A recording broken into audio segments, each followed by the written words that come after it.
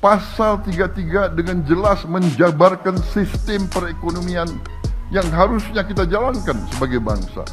Dan saya ingin tegaskan hari ini, keyakinan saya bahwa apabila kita menjalankan pasal 33 Undang-Undang Dasar 1945, kita jalankan dengan baik, kita jalankan dengan murni dan konsekuen, negara kita akan memiliki sumber daya yang cukup untuk menjamin Indonesia sungguh-sungguh akan menjadi negara yang makmur, yang adil, di mana rakyatnya menikmati kesejahteraan dan kualitas hidup yang layak. Rakyat kita tidak bermimpi untuk mengalami kehidupan yang kaya raya, tapi mereka bermimpi untuk bisa hidup dengan layak, dengan baik. Mereka bermimpi bisa makan dengan baik tiap hari, bisa memberi susu untuk anak-anaknya, bisa mencari obat bila mana anak mereka sakit atau bapak mereka sakit. Mereka bermimpi bisa punya rumah yang layak. Mereka bermimpi bisa melihat anaknya berangkat sekolah dengan sehat. Mereka bermimpi bahwa orang tuanya bisa dapat pekerjaan yang baik dengan pendapatan yang cukup. Pertanyaannya nih, rakyat yang mana, Pak? Rakyat mana yang gak mau hidup kaya? Saya mau sekolah setinggi-tingginya, Pak, tanpa mikirin biaya. Saya juga mau, Pak, kalau misalkan beli makan gak mikirin nih harganya berapa. Nyetekin kompor nih, aduh ntar gas habis nih. Kemarin harga gas kalau nggak salah 23.000, ini tiba-tiba kunjungan presiden jadi 16.000. Rakyat yang mana, Pak, yang gak mau kaya? Saya mau. Presiden bilang rakyat tidak bermimpi kaya raya, tapi hidup lebih layak. Kata siapa, Pak? Bapak kan gak pernah terlahir susah. Coba turun tanya satu-satu sama orang. Apa inginnya mereka? Mereka ingin kaya raya, sama kayak Anda, Pak. Sama kayak Pak Presiden. Bapak ngomong kayak gini kan harta Bapak udah 2 T lebih. Rakyat Bapak hartanya masih banyak yang minim, bahkan yang minus. Mereka banyak bermimpi jadi orang kaya. Meskipun buat hidup layak aja susah, seenggaknya mereka bisa bermimpi. Seenggaknya tugas negara memudahkan segala jenis usaha. Kok malah jadi statementnya kayak gini? Seolah-olah rakyat Indonesia nggak boleh bermimpi kaya. Kata siapa? Ya, mikir ya, Pak, ya. Rakyat kita ini tidak ada yang bermimpi ingin hidup kaya raya. Rakyat mana yang lu maksud, Pak Presiden? Rakyat Zimbabwe kali maksud lu ya? Gila lo, siapa yang gak pengen kaya? Asli gue kalau jadi buzzer pemerintah capek anjir, bingung gimana caranya bikinnya, gimana cara bikin narasinya, gimana cara untuk memframing supaya nggak jelek-jelek banget, susah. Kodari, lu jangan ngilang-ngilang mulu lu Kodari, banyak PR lu noh yang harus lu cebokin, blunder mulu, bapak lu. Prabowo, rakyat tidak bermimpi untuk bisa kaya raya, yang penting bisa makan. Gua nggak mau berpendapat, tapi gua mau reaction pidatonya. Bener atau tidak? Kita baca komentarnya, guys. Kita baca nih. Saya rakyat tapi pengen kaya raya, Bapak. Gue kata juga apa, jangan dikasih mic deh. Tiap pidato ada aja omongan yang bikin rakyat tersinggung. Setiap kali beliau pidato kiamat maju 5 menit. Oh my god, beneran guys, emang guys. Kunci hidup tenang, ibadah, baca buku, olahraga, tidak mendengarkan pidato. Bukan gua ya guys, bukan gua. Kita rakyat Indonesia juga ingin, Pak, kepingin hidup kaya raya itu, kepingin hidup mewah itu, kepingin.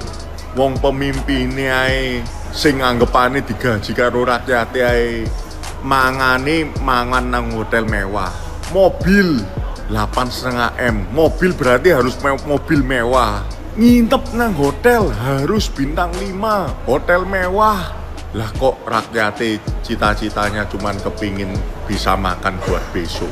Lah cita-cita model opo kuwi? Cita-cita harus tinggi.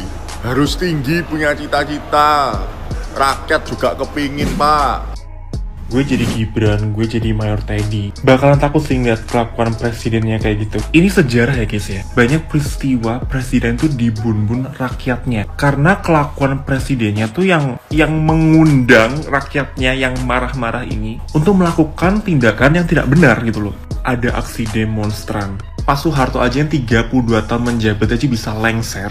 Belum lagi ada kudeta. Ini tingkah Pak Prabowo ini mengundang amarah masyarakat Indonesia. Paham kan? Balik lagi kayak tadi. Ini tuh ngebikin ketar-ketir masyarakat yang punya usaha. Nah kalau misalkan 98 terulang, Indonesia jadi chaos, ada jarahan dan sebagainya, karena tingkah laku presidennya yang ngawur, omongannya tuh nggak dijaga. Itu bisa terjadi guys. Gue berharap tim PR-nya lah, atau mungkin siapapun yang menonton video ini, untuk bilangin Pak Prabowo jangan menyiram bensin dalam keadaan Indonesia saat ini yang sudah panas, yang sudah terbakar, rupiah melemah, investor pada kabur. Jangan menyulut emosi masyarakat gitu loh. Kok iso jenengan ngomong masyarakat kita nggak mau jadi orang kaya, cuman makan ini cukup.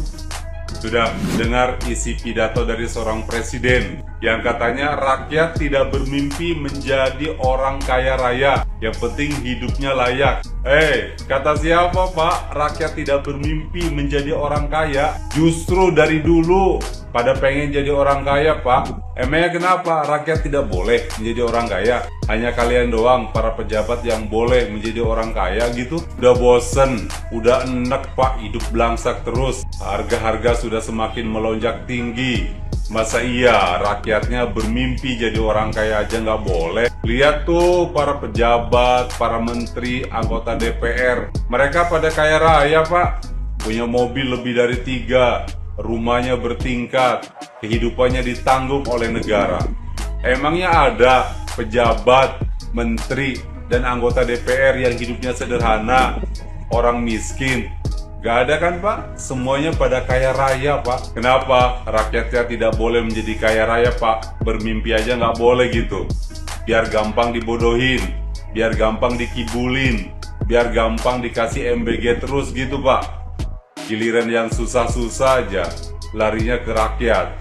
Tapi kalau yang seneng-seneng aja larinya kepada para pejabat. Salam, akal sehat. Lu aja yang mikir kayak begitu. Zaman sekarang siapa yang gak mau kaya raya? Semuanya mau Pak. Dengar dari orang atau lo mikir sendiri? Kok bisa menyimpulkan hal yang benar-benar obvious begitu? Siapa sih yang gak mau kaya raya? Coba pikir coba, siapa yang gak mau?